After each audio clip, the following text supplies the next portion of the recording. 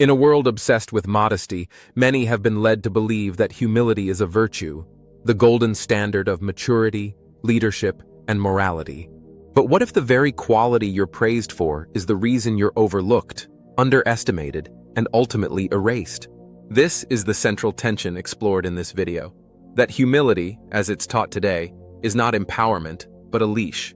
A muzzle that trains brilliant men to hide their light, speak softly, and bow their heads even after monumental achievement. The result?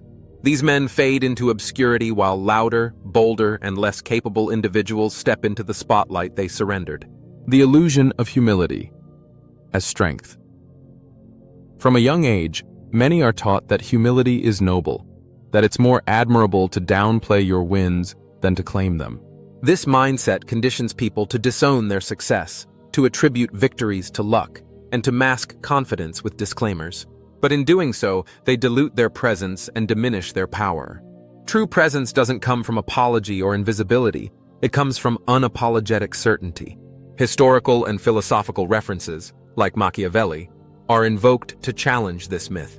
Machiavelli warned that it's safer to be feared than loved, and that the man who is neither feared nor loved is forgotten. A humble man who doesn't assert his power, not out of strategic restraint, but from fear of being labeled arrogant, becomes invisible in a world that runs on perception. Humility versus self-erasure. There's a critical difference between strategic silence and performative humility. Silence can be a weapon, a deliberate withholding of power until it's time to strike. But humility, when it becomes habitual self-erasure, is not strategy, it's self-betrayal. The text illustrates this with a vivid image of two generals. One commands with precision, clarity, and resolve. The other speaks softly, credits teamwork, and tiptoes around his own leadership. When war erupts, it's not the kind general whose troops move with force. It's the one who declared, without apology, what he was there to do.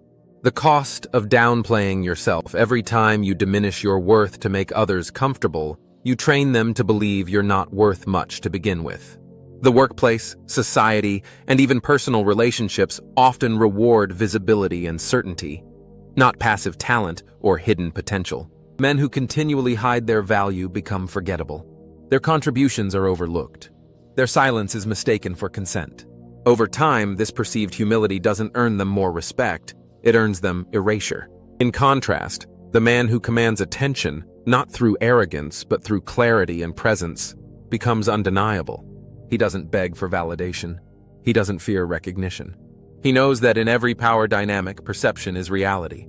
Power is not given, it's claimed. The piece argues that the modern world does not reward patience or politeness.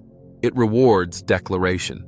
In boardrooms, negotiations, and leadership circles, the man who speaks last but with certainty, who outlines his value and makes no apologies for it, is the one who shifts the room. Power flows not to those who wait, but to those who declare their place in the world.